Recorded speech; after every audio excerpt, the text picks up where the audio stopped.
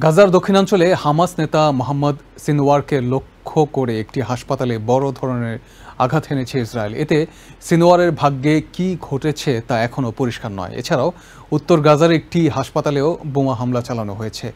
মঙ্গলবার রাত থেকে গাজায় বিভিন্ন স্থানে লাগাতার হামলায় অন্তত ৭০ জন নিহত হয়েছে বলে জানিয়েছে আল জাজিরা।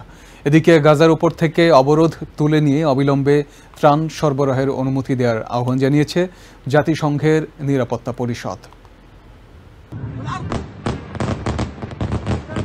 মঙ্গলবার স্থানীয় সময় সন্ধ্যায় গাজার দক্ষিণে খান ইউনিসের একটি ইউরোপীয় হাসপাতালে ভয়াবহ বোমা হামলা চালিয়েছে ইসরায়েল। আর এই হামলার লক্ষ্য ছিল হামাসের অন্যতম নেতা মোহাম্মদ সিনওয়ার। গত অক্টোবরে ইসরায়েলি বাহিনী ইয়াহিয়া সিনওয়ারকে হত্যার পর থেকে তার ভাই মোহাম্মদ সিনওয়ার গাজায় হামাসের আসল নেতা হয়ে উঠেছেন বলে ধারণা করা হয়।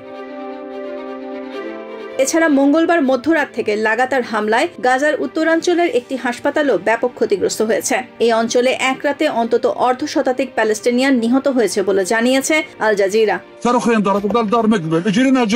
কেন ইসরায়েলেরা এভাবে কোনো সতর্কতা ছাড়া হঠাৎ হামলা চালালো? এখন একটা ১.৫ মাসের শিশু মারা গেছে, তার কি দোষ?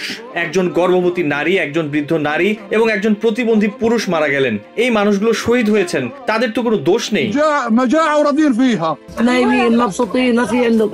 গাজার এই দুর্দশাগ্রস্ত ও দুর্ভাগ্যবান মানুষদের দিকে দেখুন। আর কতজন অবশিষ্ট আছে? তারা কি পাখিদের হত্যার জন্য অপেক্ষা করছে? দুনিয়ায় কেউ আমাদের দিকে তাকাচ্ছে না। এদিকে ২ মাসের বেশি সময় ধরে অবরুদ্ধ গাজায় কোনো ত্রাণ সামগ্রী প্রবেশের সব পথ বন্ধ করে রেখেছে প্রধানমন্ত্রী বেঞ্জামিন নেতানিয়াহুর প্রশাসন। এই অবস্থায় অনাহারে ২ মিলিয়নের বেশি গাজাবাসীর মৃত্যুর ঝুঁকির কথা বারবার উল্লেখ করা হয়েছে। এমন পরিস্থিতিতে অবিলম্বে গাজায় ত্রাণ সরবরাহের অনুমতি দেওয়ার জন্য ইসরায়েলকে আহ্বান জানিয়েছে জাতিসংঘের নিরাপত্তা পরিষদ। স্থানীয় সময় মঙ্গলবার নিরাপত্তা পরিষদের বৈঠকে জাতিসংঘে প্যালেস্টাইনের স্থায়ী পর্যবেক্ষক রিয়াদ মনসুর অভিযোগ করেন, এমন মানবিক বিপর্যয়েও আন্তর্জাতিক সম্প্রদায় এভাবে বসে থাকতে পারে না। এছাড়া জাতিসংঘে চায়নার স্থায়ী প্রতিনিধি ফু কং ইসরায়েলকে অবিলম্বে অবরোধ তুলে নেয়ার আহ্বান জানান। আন্তর্জাতিক মানবাধিকার আইনের অধীনে ইসরায়েলকে তার বাধ্যবাধকতা পূরণের আহ্বান জানাচ্ছি।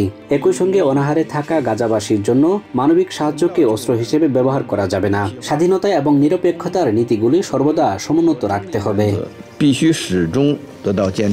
Nahid Sihan, TVN 24 news desk. New York থেকে সম্প্রচারিত টিভিএন 24 টেলিভিশন বিশ্বজুড়ে বাঙালির কণ্ঠস্বর।